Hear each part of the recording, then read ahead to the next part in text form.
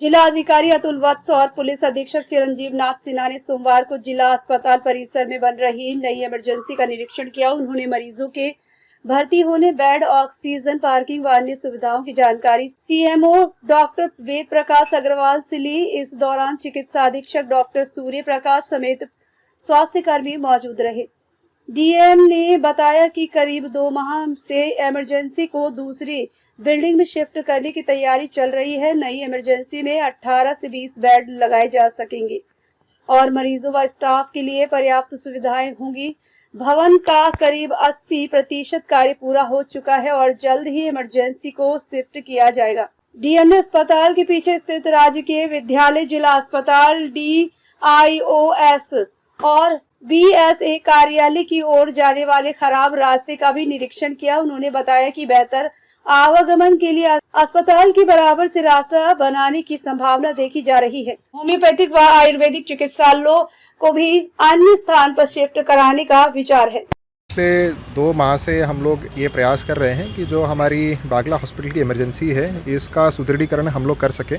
और जो हमारा एक अन्य बिल्डिंग था जो काफ़ी दिनों से ऐसे ही अनयूज़ पड़ी हुई थी, तो उसके एक नीचे का फ्लोर हम लोगों ने लिया है और उस फ्लोर को रेनोवेट करते हुए इमरजेंसी को उसमें शिफ्ट करने की हम लोगों की तैयारी है।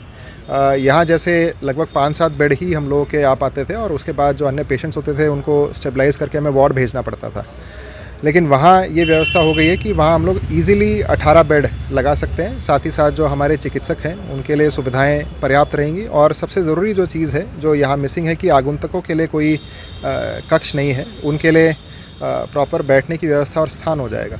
तो उसी चीज़ को देखने मैं और कप्तान साहब और सीएमओ साहब, पूरी टीम, सीएमएस साहब यहाँ पर आए थे और लगभग कार्य उसका 80% कार्य उसका पूरा हो चुका है। जो लास्ट मिनट चेंजेस हैं वो हम लोगों को करने हैं।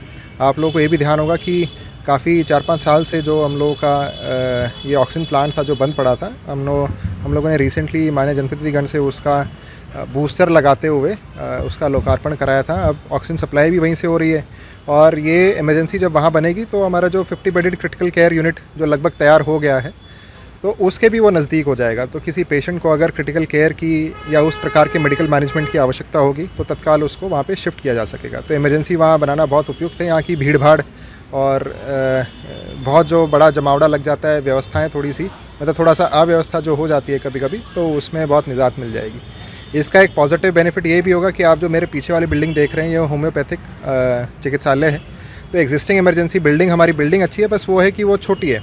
तो हम ये आयुर्वेद या होम्योपैथिक चिकित्सालय को हम लोग वहाँ पे शिफ्ट कर लेंगे और यहाँ पीछे से फिर हम लोग प्लान कर रहे हैं कि एक वे बनाया जाए जिससे हम लोग अपने BSA ऑफिस, डाइट ऑफिस, जो पब्लिक लाइब्रेरी है, क्योंकि मैं कुछ दिन पहले लाइब्रेरी गया था तो बच्चों का यही कहना था कि साहब हम लोग बहुत पतली गलियों से आते हैं और आने का रास्ता ठीक नहीं है, तो उसका भी प्रयास हम लोग कर रहे हैं। तो जल्दी ये चेंजेस आपको दिखाई देंगे और हमारी लाइब्रेरी आपको बहुत ही अच्छी शेप में, जो एक फंक्शनल लाइब्रेरी होनी चाहिए, 16 घंटे जो खुलनी चाहिए, उस शेप में दिखाई देंगी। तो ये जितना भी कार्य हुआ है उसको सीएमओ साहब और सीएमएस साहब ने एफर्ट मारते हुए इनिशिएटिव लेके कराया है और जल्द ही हम लोग हमारे सम्मानित जनप्रतिनिधिगण से समय लेते हुए इसको हाथरस की जनता को डेडिकेट करेंगे।